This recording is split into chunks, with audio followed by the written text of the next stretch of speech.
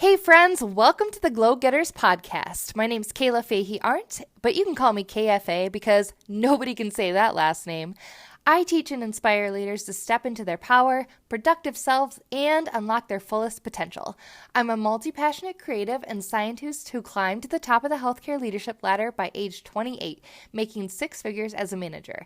I share what I've learned that I wish I knew when I landed my first leadership role at age 25. You can find more from me on my Patreon site at patreon.com/KFA Glowgetters. Okay, now on to the show.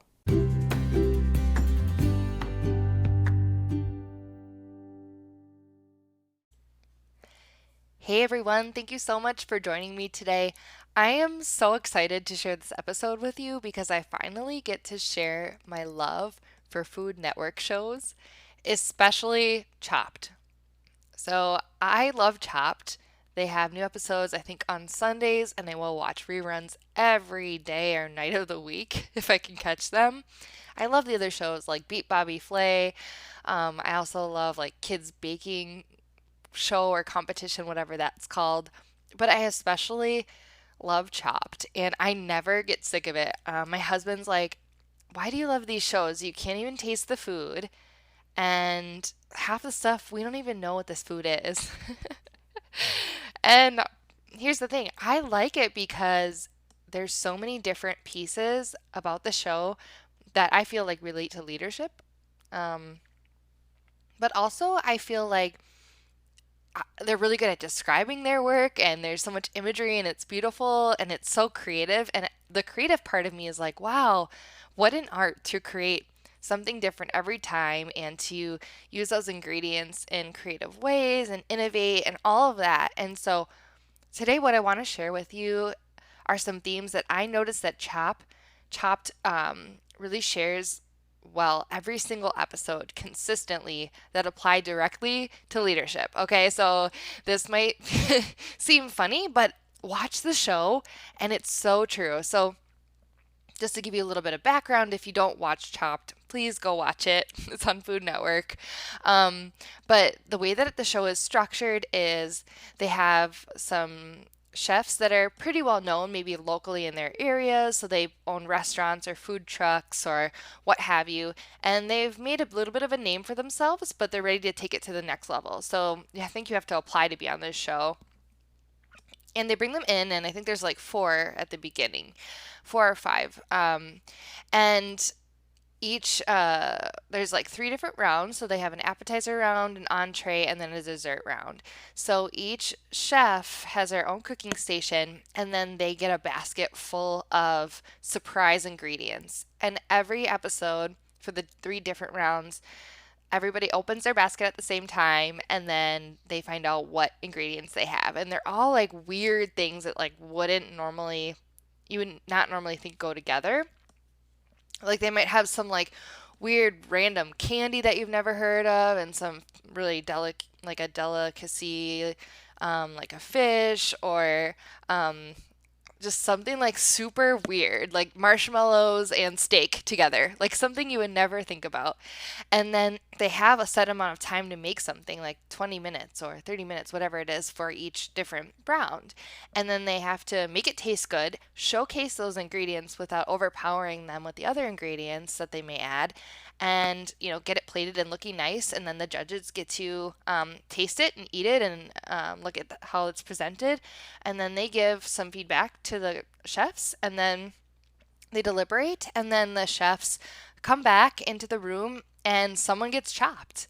And so their entree is kind of like sitting underneath a cover, and then the host pulls it off, and then you see the entree of the person who is getting cut or chopped from that round. And once the person's chopped, one of the judges will give feedback to that chef that's been chopped, and then that person has to leave.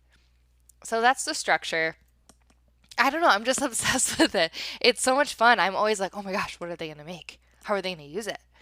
And plus, you get to learn about some of the ingredients. So to get to the part that is related to leadership, there's five different things I want to talk about. I want to talk about innovation, timelines, friendly competition, getting feedback, and growth and development. So first off, because the chefs are given these baskets with like weird foods in them, right away they have to overcome functional fixedness. Right away, some of the chefs might look at an item and think, oh, I always use this item in this specific dish, but that might not go well with the other ingredients. So they have to flip their mind and be able to see that ingredient being used for a different purpose than it normally is. Or they may have, say they get like a graham cracker. Well, they're not really allowed to just serve the judges back a graham cracker. They need to reinvent it and like turn it into something else, be creative. And so functional fixedness is this concept from psychology where you see something for what it was originally intended for and you're not able to see it to be used for anything else. So I know I've talked about this before. I'm not sure on the podcast, but in real life, I love talking about this because I feel like if you can see something for something other than what it was intended for, you can be so creative. Um, a really basic example for this would be like you've got a box and it's empty now, and you can only see that you can use it for a box. But what if you turned it upside down and you stood on it and now it's a stool? Super simple concept, but sometimes it's really hard to see past using one item for another item.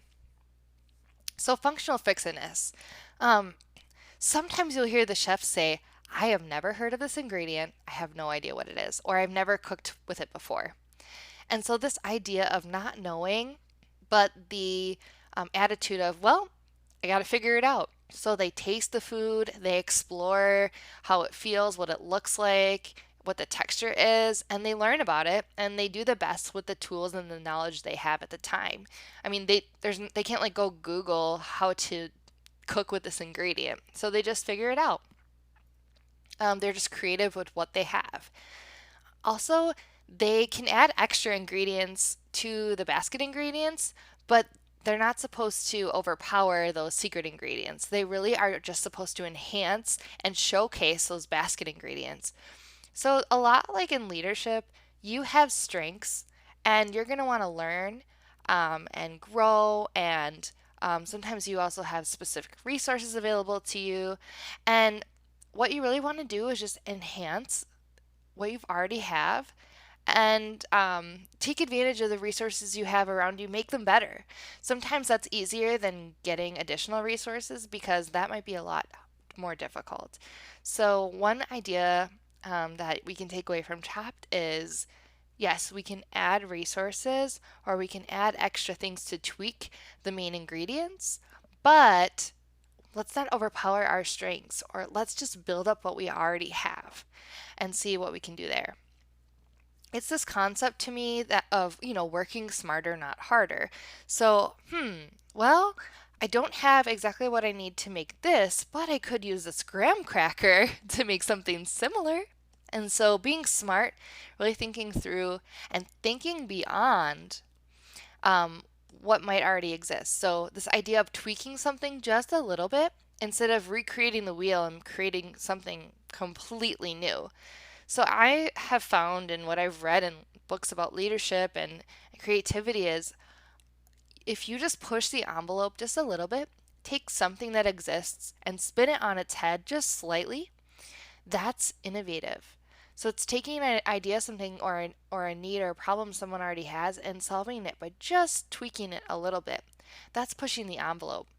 Sometimes you can push something over the edge and people aren't going to like it. They're going to say, that's too weird. Maybe later on they will. Maybe you're just so forward thinking. But you know what? When they talk about dishes that are so crazy and weird and out there, when the judges are tasting them, they'll say, well, you took a risk. And I think that's all about leadership sometimes, or even entrepreneurship if you are doing working for yourself, or if you're starting a side hustle, you've got to take some risk and be okay with that. And part of that is just the nature of having to take responsibility for something and doing something for the first time. All right, so the second concept is timelines. So, like I mentioned, they have to create these dishes in 20 minutes or 30 or 40 minutes, whatever it is. And so it's kind of interesting. You have to be creative within a structure. Um, so you're allowed, to be innovative and overcome functional fixedness, but you only have 20 minutes. So kind of in leadership is you cannot get stuck and have analysis paralysis forever. Eventually, you're going to have to make a decision. So, you waste 5 minutes. That's 5 minutes you can't get back.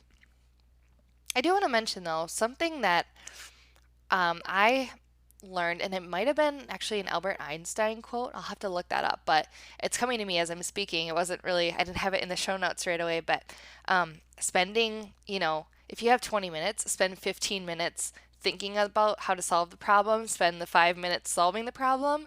So it's up to you how you use your time, but just know you only have a certain amount of time before time's up. And when time's up, they can't add ingredients they forgot to add that they left out. They can't clean the plate off. So thinking ahead, say, okay, well, I made this awesome dish, but it looks like crap, like I didn't present it very well. Same with leadership. You might have a really great idea, but you need to be thinking about execution of that idea. So always thinking ahead, planning out your timelines accordingly, not getting stuck with analysis paralysis. Um, you know, Thinking about the whole picture sometimes, but still working within your own timeline. I just find that so interesting, especially you can really tell who are the risk takers on that show because those people are working down to the wire. And then there's some shows where the person has like 3 minutes left, they're like, I'm done. And so they're making themselves a drink. So it depends what kind of person you are. I know sometimes I fall more on the procrastination side, and I do really relate with that quote I shared before. Like, I like to really think about an idea before I go and execute. So sometimes I am thinking about an idea for weeks and then I just pump it out in a minute. Whereas if I work on it too early in advance, like it's crap. Like I'm overthinking it. So it depends on where you are. I'd be curious to hear where you guys fall on that spectrum because I know we're all different, and I definitely know people who are like me and then who also differ in me in that way. And I suppose it depends on what I'm doing. So the third point is friendly competition. So during the competition, the cooks or the chefs are having to work next to each other, and they know each other's skills. So they know like, oh, this guy's a really awesome chef. He owns his own restaurant. She's just super great. She has this. And especially when they're doing interviews, because part of the structure of the show that I hadn't shared previously is, you know, the people they're showing the people cooking, but then they're juxtaposing that with like videos of them like talking as, you know, reflecting on what they were doing. So, oh, so I thought I should grab some tomatoes, so I grabbed some tomatoes. And so it's kind of an interview style. If you've ever seen the Food Network shows, they do this for all of them. And some of the chefs are they'll be like, oh, I got him, like, oh no, they can't beat me. And it's funny because most often and I would say most often people talk about the other competitors in a positive way. They talk the other people up, especially the people who end up winning. You can tell they're like, oh man, like the competition's hard, like it's anyone's game. um Joey's plate looks so much better than mine. I'm not sure. I know I made a good dish. I'm confident in my dish, but I mean, Joey's dish was awesome. And so it is rare to see people put others down, but you can tell when someone's a sore loser, especially when they get chopped and they're like, "Oh, I shouldn't have got chopped." So, I think some competition is healthy to push you, and you need that. Um, but it's not but it's very evident when you're a sore loser. So part of being a leader is talking each other up. And there's a lot of podcasts and media out there about women putting other women down to get ahead, and how this kind of feeds into the patriarchy. Like it does us a disservice. So if you see other women or other people succeeding, pump them up and say, that's awesome. But don't be afraid to also celebrate your success and wins. But don't let your insecurities make you think, oh, well, that sucks. I'm not going to share my ideas with them and I'm not going to praise them and recognize them. You'll actually look better if you do celebrate everybody.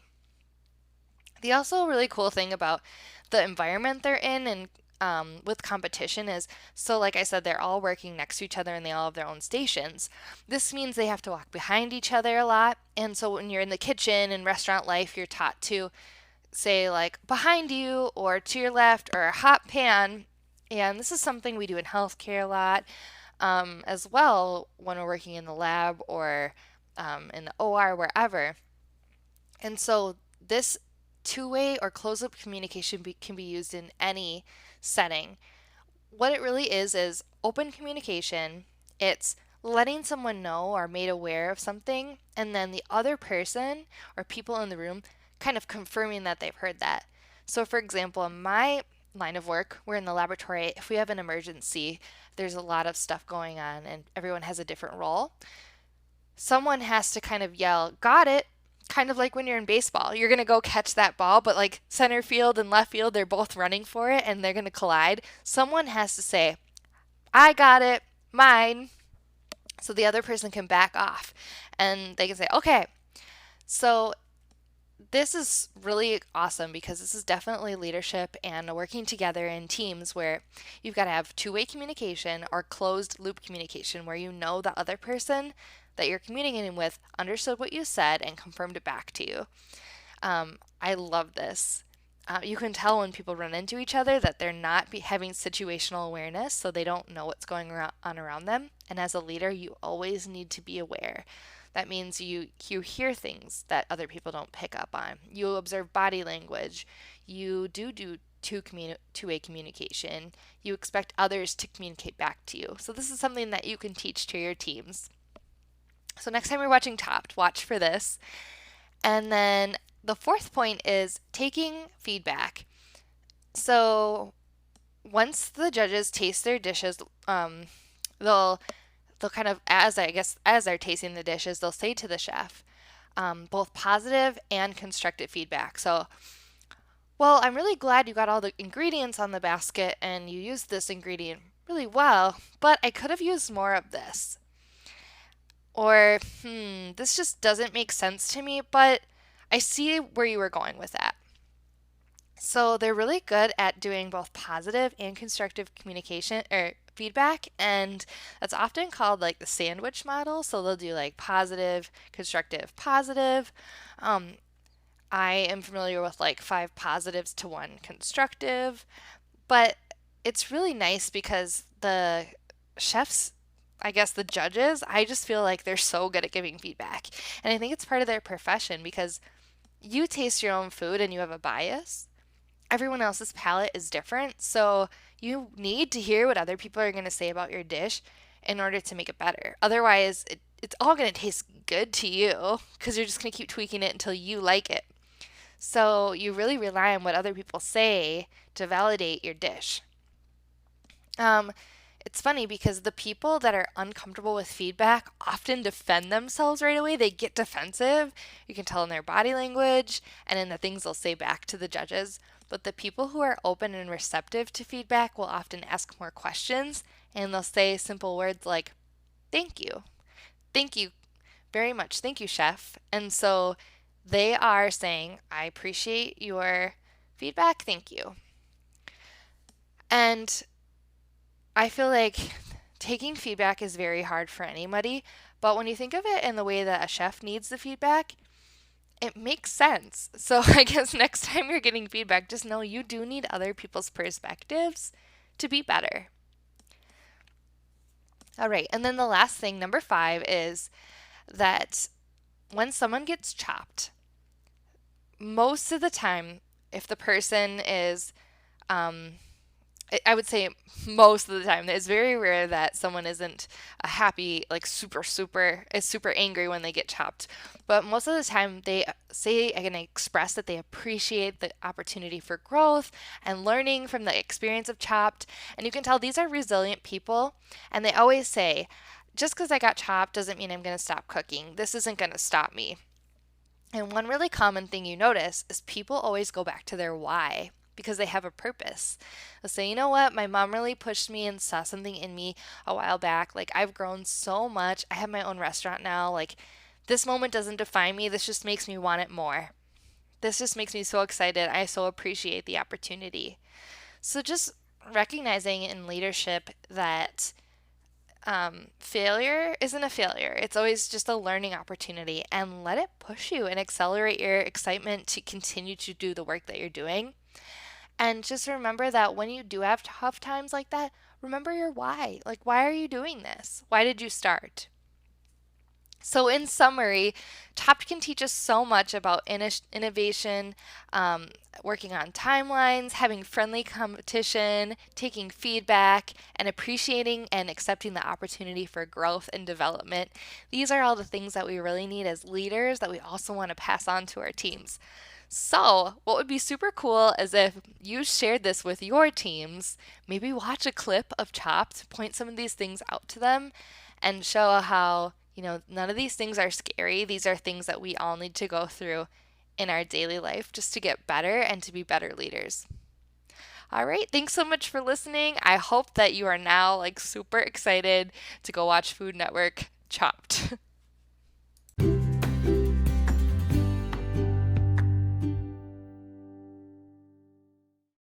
Whoa, that went by way too fast. Thank you so much for listening to today's episode of Glow Getters Podcast. You can get the bonus content for this podcast at my Patreon site at www.patreon.kfaglowgetters. And also you can check me out on Instagram at Kayla Fahey-Ahrndt. All right, everyone, until next time, be a light in the world. Talk to you soon.